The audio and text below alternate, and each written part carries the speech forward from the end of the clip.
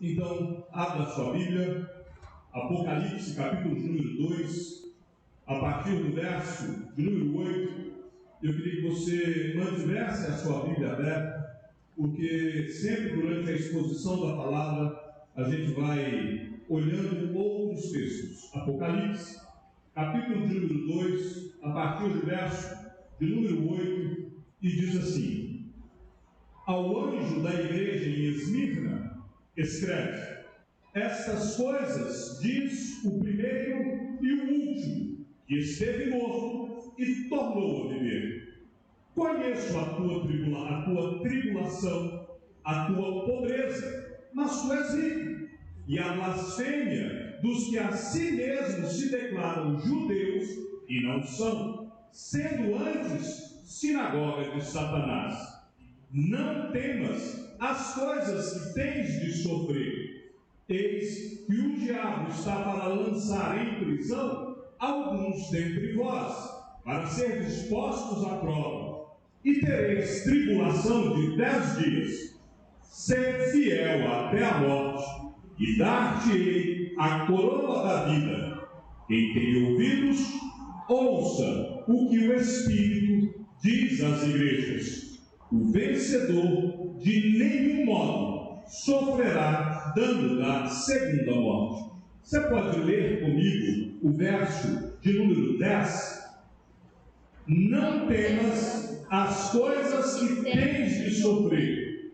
Eis que o diabo está para lançar em prisão alguns dentre vós, para serdes postos à prova, e tereis tribulação de 10 dias. E agora bem alto: ser fiel até a morte, e dar-te-ei a coroa da vida.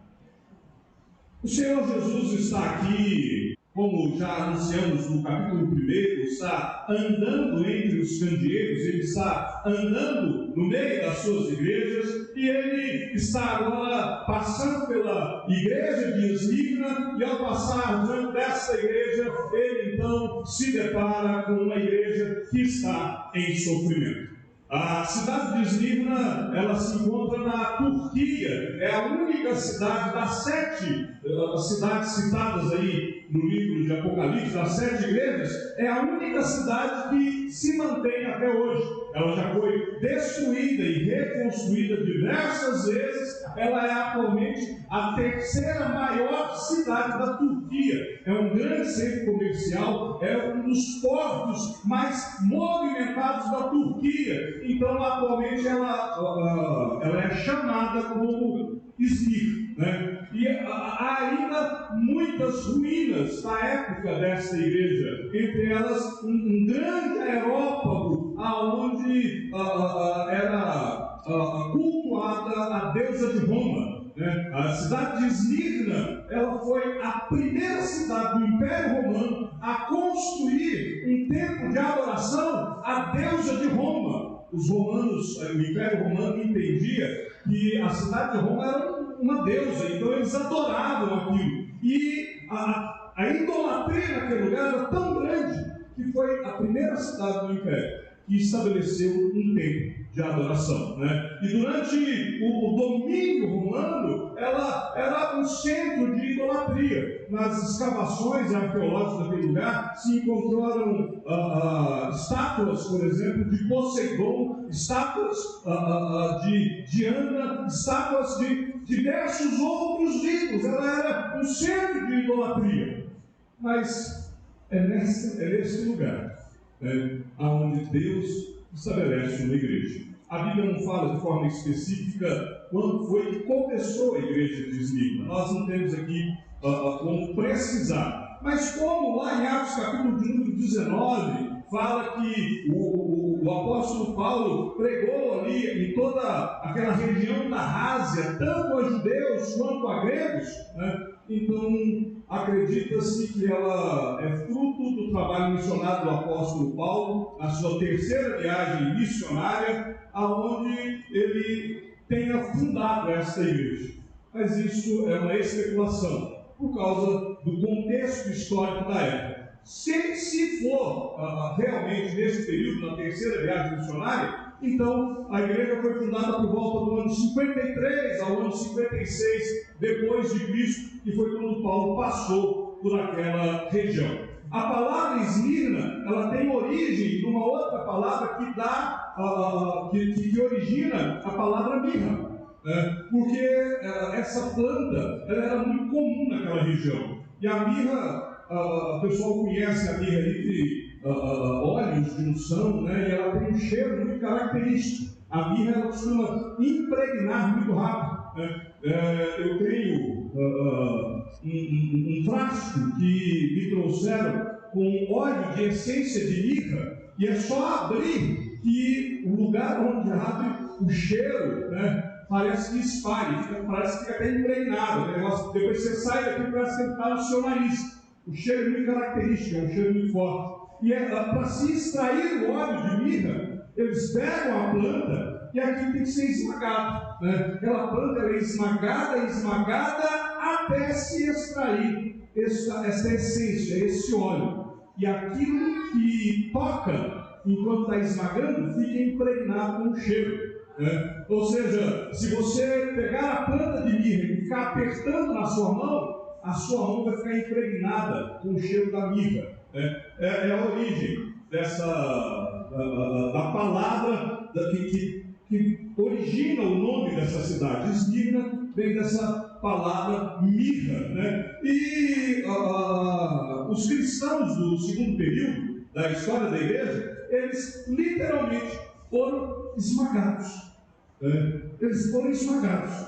E aí eu acho digno de nota nós olharmos para a igreja de Esmirna e aí vemos uma igreja que é uma igreja perseguida, que é uma igreja esmagada, mas é uma igreja que os cristãos estão sendo esmagados, mas o bom perfume de Cristo está impregnando aqueles que o esmagam, a ponto de que quando vai chegar no ano 300, né, o próprio imperador de Roma olha, ele não se converte de fato, a gente sabe disso, né? Mas ele olha e fala: é muito melhor eu me declarar cristão, né, porque o meu império hoje é um império de cristãos. Percebe? Essa igreja perseguida, ela foi impregnando o evangelho, mesmo debaixo de perseguição, mesmo debaixo de morte, e ela expandia, né? Cada crente, ele tomava a sua cruz para poder continuar, para expandir o evangelho, né? Lembra de Cristo falar que aquele que quer ir após ele precisa negar-se a si mesmo e tomar a sua cruz? Pois bem, a igreja de Esmirna, que está nesse ambiente deplorável, né? Uma cidade que é idólatra, era uma cidade rica, era uma cidade próspera, mas era uma cidade cheia de idolatria, e aonde os cristãos estavam sendo perseguidos, né? Uma das coisas que havia ali, ao fundo da cidade de Esmirna, tem um monte relativamente alto, um monte de Párgamos, e no alto desse monte tem diversos templos de adoração, diversos templos de idolatria, né?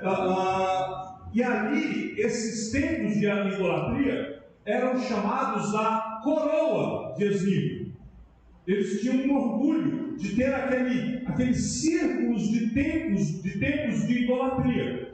Como é que vai se encerrar a carta, né? Fala que aquele que é fiel até a morte, ele não tem participação na coroa de Esmirna, a coroa que estava no Monte de Párgamos.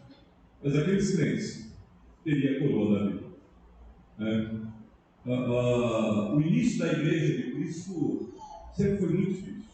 A igreja de Cristo começa lá em Jerusalém, né, quando o Senhor estabeleceu a igreja, né, e logo no início da igreja cristã ela começa a ser perseguida, né? Mas quando Cristo vai estabelecer a igreja, lá em Atos capítulo 1, verso 8, ele diz que os crentes receberiam poder, os crentes receberiam poder que viria do alto, o Espírito Santo, e aí Jesus diz: e então sereis minhas testemunhas. Essa palavra testemunha, ela é uma palavra grega, martiretai. É da onde surgiu a palavra mártir. O que Cristo está dizendo? Vocês receberão poder, vocês receberão o Espírito Santo sobre vocês, então vocês serão minhas testemunhas. Vocês irão enfrentar suplícios, vocês serão perseguidos. É isso que significa essa palavra mártir. Mártir é uma pessoa que é submetida, às vezes até à tortura, ou mesmo à morte, mas se recusa a abandonar a sua fé, ou se recusa a negar os seus princípios. E agora nós temos uma igreja que está debaixo de perseguição. Basta você ler o livro de Atos, e você vai ver como os cristãos, desde o princípio, eles são esmagados por causa da sua fé. Eles são martirizados, mártires, testemunhas, martirizado vem dessa mesma palavra, ser testemunha. E esta igreja, ela sustenta isso. Ela é verdadeiramente a verdadeiros mártires da fé na cidade de Esmirna. E é por isso que quando nós olhamos e percebemos Cristo, Cristo está aqui contemplando esta igreja e dizendo: vocês receberão a coroa da vida. A minha promessa para vocês é que no final vai dar certo. No final vocês serão vitoriosos. No final vocês receberão um prêmio. Quando nós olhamos a história da igreja cristã, quando nós olhamos o livro de Atos, eu estive hoje na classe de catequismo falando sobre isso, de como que a igreja era perseguida, de como que a igreja sofria. E na medida que eles espalhavam, lá em Atos capítulo 7, nós vamos ver Estevão ser assassinado. O início do capítulo 8 diz que a perseguição se tornou tanto, lá em Atos 8, a perseguição era tamanha que todos os cristãos de Jerusalém começam a se espalhar. Eles começam a ir pela Judéia, eles começam a percorrer as cidades do Império para fugir da tribulação. Só ficam os apóstolos em Jerusalém. O restante se espalha. Mas eles se espalham e continuam sendo testemunhas. Eles continuam pregando o Evangelho. Eles continuam anunciando a Cristo. Eles estão fugindo da morte, mas na medida que eles fogem da morte, eles ainda são mártires da fé, porque eles continuam sendo expostos à morte o tempo todo. E aí, quando nós vamos seguindo essa igreja, a primeira coisa que nós vemos é como que Cristo se apresenta à igreja. Cristo, ele se apresenta a essa igreja como o Deus eterno que morreu e que ressuscitou. Por que eu acho isso interessante? Porque, se você se lembra, quando nós começamos essa exposição, e eu mostrei os títulos que Jesus trata sobre ele, e eu disse que ele iria se apresentar com isso, nós iríamos tratar nas igrejas. No verso 17, no verso 18 do capítulo 1 de Apocalipse, nós vamos ver Cristo se apresentando usando essas mesmas palavras. Ele está frisando a eternidade. Ele é o primeiro, ele é o último, ele é aquele que esteve morto e ele é aquele que tornou a viver. Ele é o Deus eterno. Ele é aquele que deu princípio a todas as coisas e sem ele nada do que foi feito se fez, mas ele também é a causa última da existência da própria humanidade. Em Jesus, tudo. Sem Jesus, absolutamente nada. Mas este Deus eterno, este soberano Senhor, na plenitude dos tempos, ele se manifesta ao mundo para poder ser martirizado, sofrer todo tipo de humilhação. O objetivo dele é isso. Era porque ele te amava. E ele te amava de tal maneira que ele foi para a cruz para morrer e pagar o preço da tua salvação. Mas mais do que morrer, ele ressuscita. O apóstolo Paulo diz que se Cristo não ressuscita dentre os mortos, nós seremos os mais infelizes de todos os homens. Por quê? Porque ele só teria morrido e morrer. Todos nós podemos morrer. Mas quando Cristo ressuscita, Ele nos dá a certeza da vida eterna. Ele diz: olha, eu vou te ressuscitar também. Assim como eu venci a morte, eu vou te dar essa mesma vitória. Eu fui martirizado para que você tivesse vida. Então Cristo se apresenta dessa forma: o primeiro, o último, aquele que morreu, tornou a viver. Ele é a fonte originária da vida, o começo da vida. Ele é a primeira causa, a primeira essência.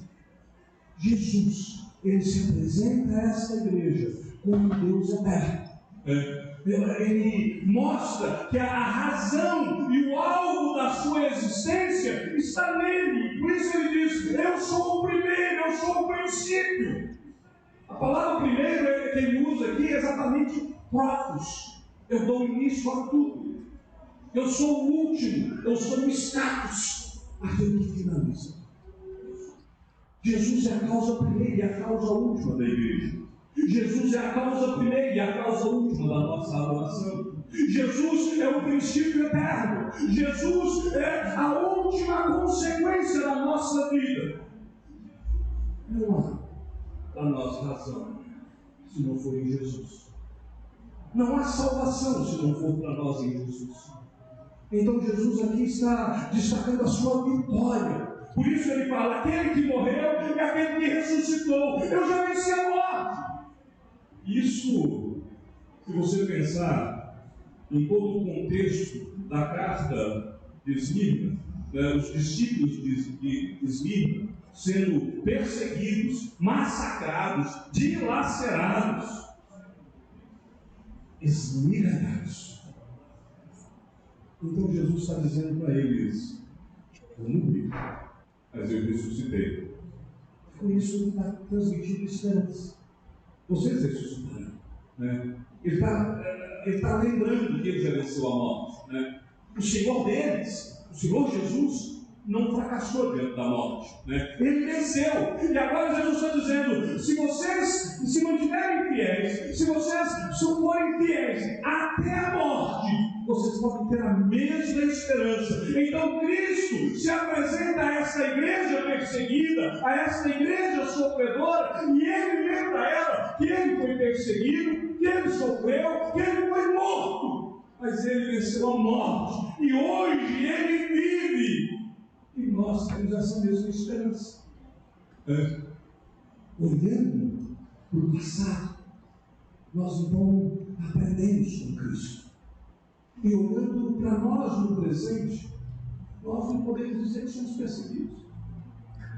De vez em quando acontecem algumas situações, a mídia, mesmo no judiciário: olha, os cristãos estão sendo perseguidos por razão. Deus queria que nós não somos perseguidos. Não é absolutamente nada daquilo que muitos dos nossos irmãos por este mundo passam. Aliás, é preciso até deixar claro uma coisa: não há perseguição ao Evangelho no Brasil, isso é um fato. Mas quando nós falamos da igreja sofredora, não é ela, não é aquela igreja que está lá no estrangeiro que sofre. Nós sofremos com eles lá, porque nós somos corpo, nós somos juntos. Então, não são eles que sofrem, nós sofremos. Quando nós vemos a igreja de Cristo sendo perseguida em qualquer lugar dessa face da terra, a perseguição é contra nós. Quando nós vemos irmãos nossos serem massacrados por causa da fé, o massacre é sobre nós. Se nós não temos orado pela igreja perseguida, se nós não temos orado, se nós não temos clamado, se nós não temos chorado diante de Deus por causa dos nossos irmãos que são mortos pela fé, nós estamos precisando voltar ao primeiro amor. A gente precisa voltar para a igreja de Éfeso, porque nós vamos esquecendo quem nós somos, de onde nós viemos, por que nós estamos aqui. E Cristo, ele se identifica com isso, né? Ele está aqui animando esses cristãos. Por isso nós olhamos para o passado e pensamos no presente. Mas ao mesmo tempo, ele disse: que a gente sempre faria isso, né? Olhar para o passado, olhar para o presente e olhar para o futuro. Um dos meus objetivos de planejamento nosso, da igreja, que nós vamos fazer esse ano, no próximo ano, é que nós possamos adotar pelo menos um missionário para campo de perseguição. Quem sabe a Edvânia e sua esposa foram para a China? Eu não sei. Nós vamos orar. Mas nós precisamos fazer algo. Nós precisamos nos movimentar nesse sentido. Nós temos que colocar os nossos pés aonde os nossos irmãos estão sendo perseguidos. Nós temos que dobrar os nossos joelhos, chorando com aqueles que choram. É muito fácil se alegrar com quem se alegra. Mas nós temos que chorar com os nossos irmãos que choram, que sofrem. Jesus, o Deus eterno, que morreu e ressuscitou por nós. E pela igreja que sofre, pela igreja que é perseguida. E aí, ele chega no versículo de número 9, e ele diz que conhece o sofrimento da igreja. Perceba, Jesus, enquanto caminha no meio dos candeeiros, ele vê o sofrimento dos seus perseguidos. Ele diz lá, ele literalmente, conheço a sua tribulação. Eles estavam sofrendo, eles estavam perseguidos. Esmirna passaram por uma grande tribulação, quer dizer. Pedro diz que a mirra, ela é extraída do seu óleo enquanto aperta. A igreja de Esmirna, ela estava sendo literalmente apertada pelos dois lados. Ela era apertada pelos pagãos idólatras. Porque a coroa de Esmirna, no alto do Monte Patmos, aquela coroa toda de templos de idolatria, a igreja olhava e dizia: isso é errado, a igreja não concorda, Deus não aceita. E aí os pagãos apertavam a igreja de um lado. Do outro lado, havia uma comunidade judaica, e muitos judeus que tinham recebido autorização do Império Romano para poder cultuar o Deus eterno, o Deus da Bíblia, não aceitavam os cristãos, não se rendiam a Cristo. Então, tanto que Cristo vai chamá-los daqui a pouco de sinagoga de Satanás. Então ela era apertada ela era exprimida de um lado pelos pagãos, e do outro lado ela era exprimida por aqueles que diziam servir a Deus, mas não aceitavam o Deus eterno. E ela é esmagada. Olhamos para o passado, olha no presente. A igreja de Cristo nos nossos dias, por um lado, ela é esmagada pelos incrédulos, quando ela ergue a voz para dizer que pecado é pecado. Mas por outro lado, ela também é esmagada por todos aqueles que querem negociar princípios da fé, dizer que certos pecados já não são pecados mais nos nossos dias. E a igreja, nos nossos dias, continua sendo apertada dos dois lados. Há aqueles que querem manter-se na prática do pecado e agora vão dizer que sexo antes do casamento não é pecado, que divórcio não é pecado, que uma série de vícios não é pecado, porque nós vamos servir a Deus, é o Deus amor, é o Deus bondoso. E aí eles não aceitam a pregação da verdadeira palavra e apertam a igreja. E aí a igreja continua dizendo: o homossexualismo é pecado, a prática de vida mundana é pecado, a vida dissoluta é pecado. E aí também o mundo vem e continua pressionando a igreja. E aí agora nós precisamos ampliar a nossa visão de futuro para podermos dizer: nós continuaremos pregando o evangelho. Podemos esmagar, podemos perseguir. Há um pastor presbiteriano do interior de Minas Gerais está sendo processado. Por quê? Porque ele ousou usar o culto para dizer que o homossexualismo é pecado. Ele está sendo processado por homofobia. Ele defendeu princípios da fé e ele está sendo esmagado por conta disso. Perseguição virá, a gente sabe. A gente tem que olhar para o futuro e falar: eu estou pronto. Se tiver que esmagar, eu estou pronto. Jesus conhece o meu sofrimento, Jesus sabe por aquilo que eu tenho que passar. Jesus, ele continua caminhando junto comigo. E aí, o verso número 10, então vai dizer: não temas o que você tem que sofrer. Você não tem que entender que você vai sofrer. O conforto oferecido por Jesus não é o livramento do sofrimento. Tem gente que está querendo assim, não, porque Jesus não vai permitir que eu sofra. Meu querido, ele estava vendo a igreja de Esmirna sofrer, e ele vira para a igreja e fala: não temas as coisas que tens de sofrer. Todos nós gostamos de dizer que a Bíblia se cumprirá. Nós dizemos que todas as promessas de Deus vão se cumprir. E é verdade. Cada uma das promessas de Deus na Bíblia se cumprirá. Inclusive aquela que diz: no mundo tereis aflições. Jesus prometeu. Você vai ter aflição neste mundo. Eu vejo às vezes as pessoas olhando para o livro de Apocalipse, e quando fala, por exemplo, do sofrimento, da perseguição, da tribulação, quando Jesus fala lá em Mateus do sofrimento, da perseguição da igreja, alguns pegam e falam assim: não, porque Jesus vai tirar a igreja antes da tribulação. Eu não tenho essa esperança. Eu quero te dizer que eu acredito que pelo menos 3 anos e meio da tribulação nós passamos aqui, e eu tenho minhas dúvidas, nós vamos ficar os 7. Mas pelo menos 3 anos e meio da tribulação nós vamos estar aqui. Por quê? Porque é preciso ter testemunho. Se Jesus tirar a igreja, pronto, não precisa acontecer mais nada. Ele tirou a igreja, acabou, o mundo não pode executar juízo. Sem testemunho da igreja, o mundo se deteriora por si só. Então, meu querido, eu não quero te assustar muito, mas eu preciso te preparar. O mundo só vai ter aflição. Não temos as coisas que você tem que sofrer.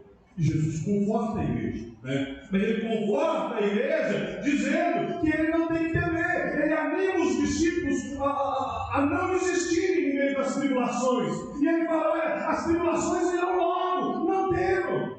Se você continuar lendo o livro de Apocalipse, você vai chegar lá no capítulo 21, no versículo número 8, e lá vai dizer que os covardes, eles não herdarão o reino de Deus. Não tem que nos acovardar diante das tribulações, diante das perseguições. Pessoas que fogem da sua responsabilidade diante da tribulação não é digna da comunhão com Cristo, porque Jesus não fugiu da tribulação que ele teve que passar. Na igreja de Esmirna, houve um discípulo de João que foi bispo daquela igreja. Foi o grande líder daquela igreja, Policarpo. Policarpo de Esmirna foi um mártir da fé cristã. Logo dos primórdios, ele foi discipulado pelo próprio apóstolo João, um cristão fiel, temente ao Senhor, bispo da igreja de Esmirna. O imperador Diocleciano ordenou que Policarpo fosse preso. O procônsul captura Policarpo e o coloca diante da seguinte situação: você precisa negar a Cristo. Se você negar a Cristo, você será posto em liberdade. Policarpo se negou a reconhecer que César era divino. Lembra do cumprimento do A de César? Era uma declaração da divindade de César. Policarpo dizia que só havia um Deus sobre toda a terra, e César não era divino. Eusébio de Cesareia, ele escreve um livro sobre a história da igreja. Eusébio de Cesareia é um historiador antigo, lá dos primórdios. E quando ele escreve a respeito de Policarpo, ele diz que o procônsul romano leva Policarpo para ser jogado às feras, ou então queimados pelo fogo. Então ele fala: ou você reconhece a divindade de César e nega a Cristo, ou você será lançado no Coliseu diante das feras, ou amarrado numa estaca e queimado vivo. As palavras de Policarpo registradas são essas: por 63 anos eu sirvo ao meu Senhor, ele nunca me desapontou. Como eu posso negá-lo agora? Dessa forma, se eu for condenado ao martírio, eu continuarei louvando ao meu Senhor.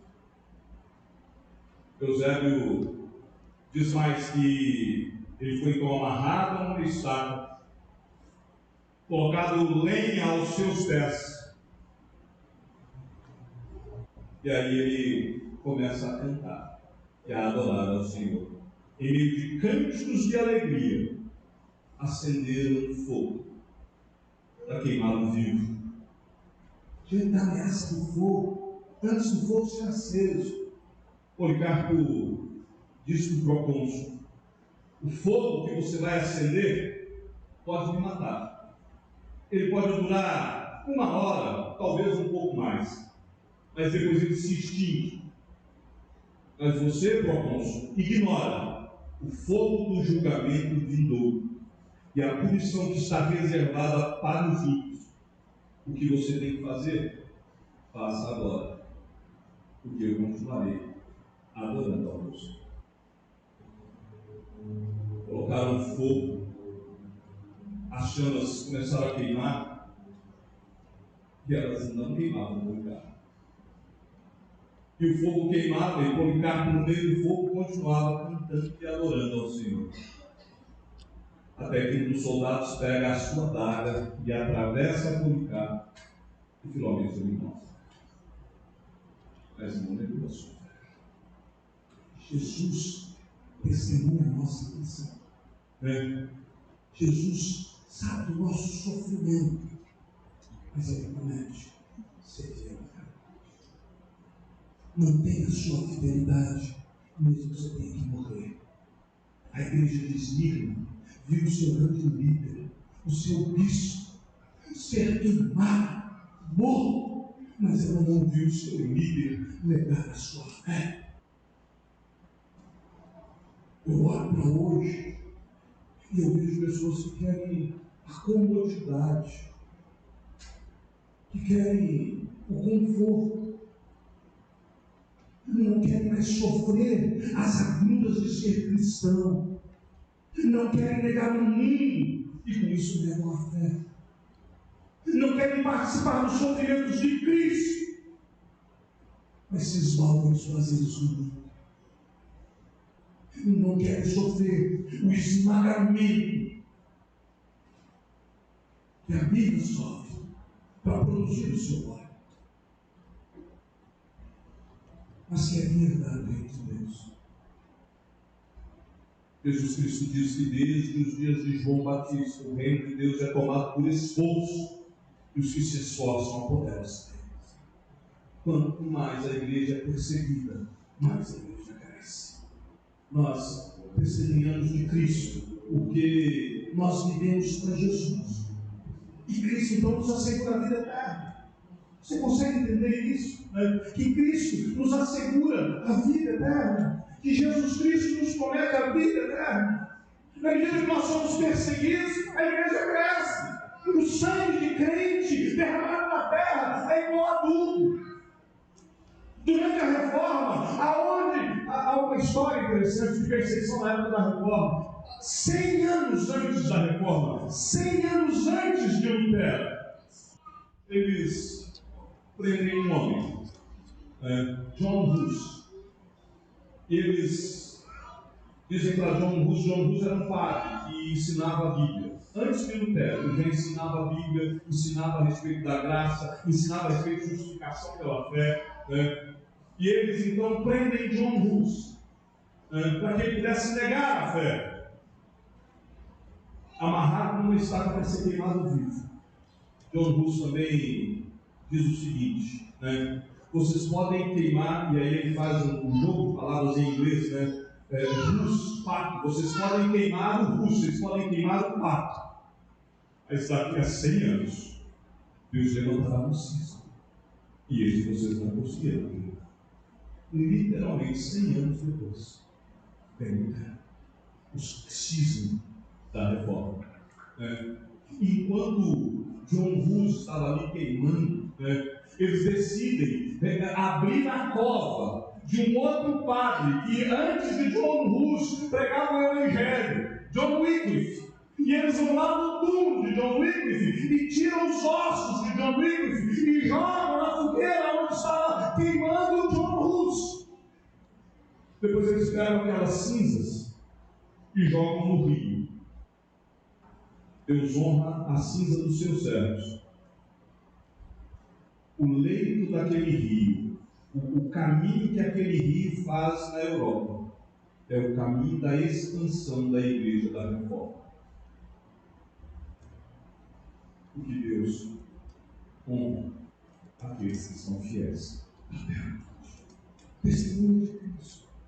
Para passar por aflição, né?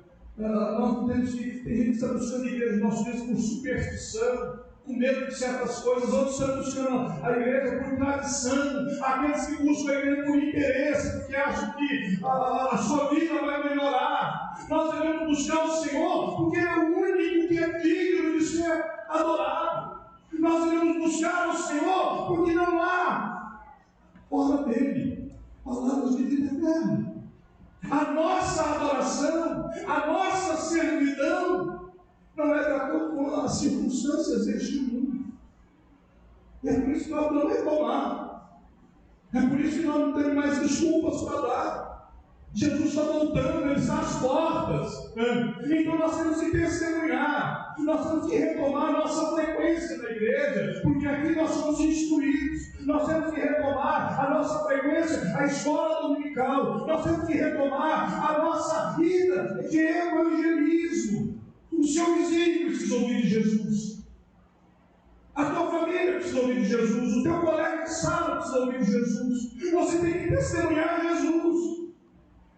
E você vai receber a coroa da vida, a coroa da vitória. Lembra daquelas fotos iniciais, onde tem um aerópago que era utilizado em adoração? Ali também acontecia a premiação dos Jogos Olímpicos. E eles recebiam naquele lugar uma coroa de louros. Nós vamos receber a coroa da vida. Nós vamos receber a coroa da eternidade. Aqueles que amam a vida de Jesus receberão a coroa da justiça.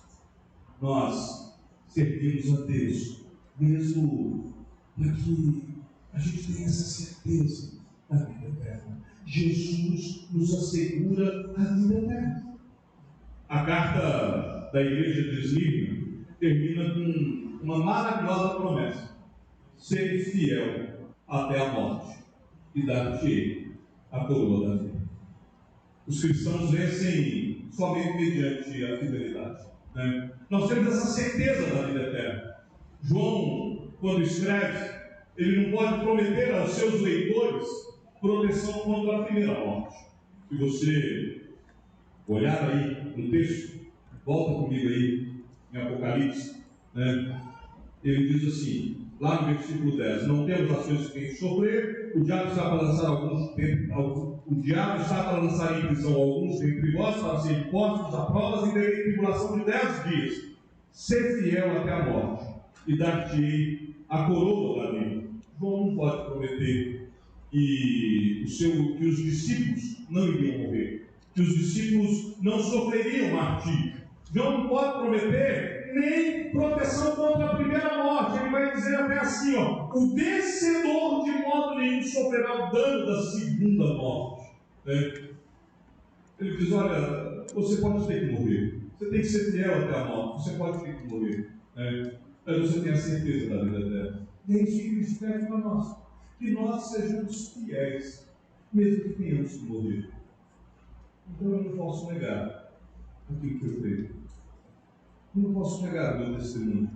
Esmirna, ela não tinha como negar o seu testemunho, né? Você percebeu que em toda essa carta não tem nenhuma repreensão?